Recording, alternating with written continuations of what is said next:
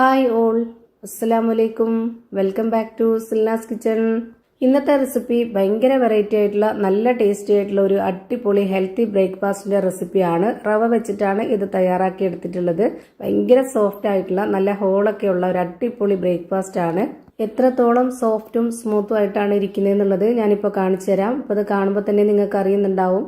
നല്ല പഞ്ഞ് പോലെ ഇരിക്കുകയാണ്. ഇതിന്റെ കൂടെ ഏത് കറികൾ വേണമെങ്കിലും ചേരുന്നതാണ്. ഇറച്ചിക്കറിയോ മുട്ടക്കറിയോ കടലക്കറിയോ ചമ്മന്തിയോ അങ്ങനെ എന്ത് കറി വേണമെങ്കിലും കൂട്ടി കഴിക്കാവുന്നതാണ്. അപ്പോൾ ഇതെങ്ങനെയാണ് തയ്യാറാക്കുന്നതെന്ന് അറിയാനായിട്ട് വീഡിയോ സ്കിപ്പ് ചെയ്യാതെ മുഴുവനായിട്ടൊന്ന് കണ്ടു നോക്കണേ.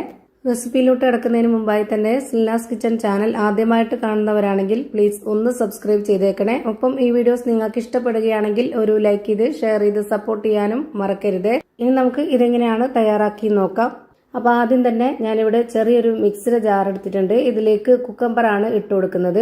ഒരു മീഡിയം സൈസിലുള്ള കുക്കമ്പർ എടുത്തിട്ട് അതിന്റെ നേർപകുതിയാണ് കട്ട് ചെയ്തിട്ട് എടുത്തിട്ടുള്ളത്. തൊലിയെല്ലാം കളഞ്ഞതിന് ശേഷം കഴുകി ഇതുപോലെ നൈസായി കട്ട് ചെയ്തെടുത്തതിന് ശേഷം അത് ഈ ഒരു മിക്സിയുടെ ജാറിലേക്ക് ഇട്ട് കൊടുക്കാം. ഈ ഒരു ജാറിൽ ഇത് നല്ലപോലെ ഒന്ന് ഒതുക്കി ഇട്ട് കൊടുക്കുന്നുണ്ട്. ഇതിലേക്ക് കുറച്ച് കാര്യം കൂടി ഇട്ട് കൊടുക്കാനുണ്ട്. ഇനി വേണ്ടത് ഒരു 4-5 ചെറിയ ഉള്ളിയോ അല്ലാന്നുണ്ടെങ്കിൽ ഇതുപോലെ സബോളയുടെ ഒരു ചെറിയ കഷ്ണം കട്ട് ചെയ്തിട്ട് ഇതുപോലെ ഇട്ട് കൊടുക്കാം.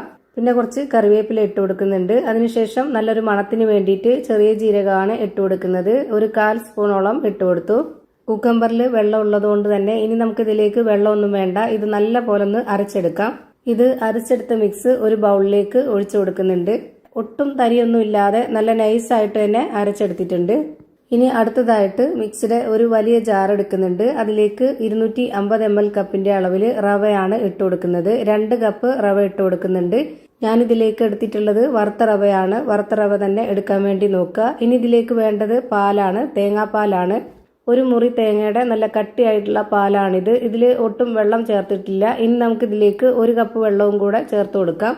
അതായത് 250 ml കപ്പിന്റെ അളവിൽ 1 കപ്പ് തേങ്ങാപ്പാലും ആ ഒരു കപ്പിൽ തന്നെ 1 കപ്പ് വെള്ളവുമാണ് ഒഴിച്ചു കൊടുക്കേണ്ടത്.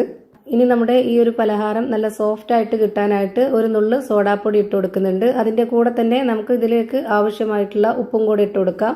ഇനി ഇത് നല്ല പോലെ ഒന്ന് അരച്ചെടുക്കണം. എന്നിട്ട് ഇതിലേക്ക് ഒഴിച്ചു കൊടുക്കാം. ഇനി ഇതിലേക്ക് ഈ ഒരു മിക്സിയുടെ ജാറിൽ ഒട്ടിപ്പിടിച്ചിരിക്കുന്നതിന് ഇളക്കിയെടുക്കാനായിട്ട് കുറച്ച് വെള്ളം ഒഴിച്ചു കൊടുക്കാം. അതും കൂടി ഇളക്കി ഇതിലേക്ക് ഒഴിച്ചു കൊടുക്കുന്നുണ്ട്. ഒരുപാടില്ല, വളരെ കുറച്ചാണ്. നമ്മൾ ഇതുപോലെ റവ അരച്ചെടുക്കുന്ന സമയത്ത് ഇതിലേക്ക് ഒരുപാട് നേരിട്ട് അരക്കേണ്ട ആവശ്യമില്ല. ഒരു 10-20 സെക്കൻഡ് മാത്രം ഒന്ന് അരച്ചെടുത്തതിന് ശേഷം ഇതിലേക്ക് ഒഴിച്ചു കൊടുക്കാം. ഇപ്പൊ ഞാനിത് നന്നായിട്ട് ഇളക്കി കൊടുത്ത് യോജിപ്പിച്ചെടുത്തിട്ടുണ്ട്. ഇനി ഈ മാവ് ഒരു 5-10 മിനിറ്റ് നേരം മാത്രം റെസ്റ്റ് ചെയ്യാനായിട്ട് വെച്ചിരുന്നതിന് ശേഷം ഒരു ഓയിലൊന്നും തടവാത്ത ചൂടായ പാനിലേക്ക് ഒരു കയ്യിൽ മാവ് ഒഴിച്ചു കൊടുക്കുക.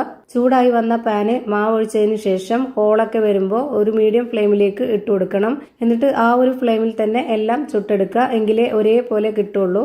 ഇപ്പൊ ഇതാ ഒരെണ്ണം റെഡിയായി കിട്ടി. നിറയെ ഹോളൊക്കെ ആയിട്ട് കാണാൻ നല്ല ഭംഗിയായിട്ട് കിട്ടിയിട്ടുണ്ട്.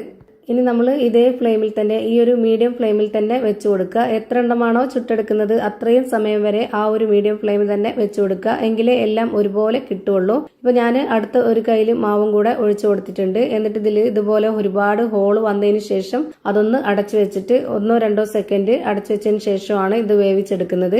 ഇപ്പൊ ദാ ഇതും വെന്ത് കിട്ടി. നല്ല സോഫ്റ്റ് ആയിട്ട് പഞ്ഞ് പോലെ ഇരിക്കുന്ന കാണാൻ നല്ല ഭംഗിയായിട്ടുള്ള ഒരു അടിപൊളി പലഹാരമാണ് റെഡിയായി കിട്ടിയിട്ടുള്ളത്. ഇത് എത്രത്തോളം നല്ല സോഫ്റ്റ് ആയിട്ടാണ് ഇരിക്കുന്നതെന്ന് അറിയാനായിട്ട് ഞാനിപ്പോൾ ഇതെടുത്ത് കാണിച്ചു തരാം. ഇത് കാണുമ്പോൾ തന്നെ നിങ്ങൾക്കറിയാം.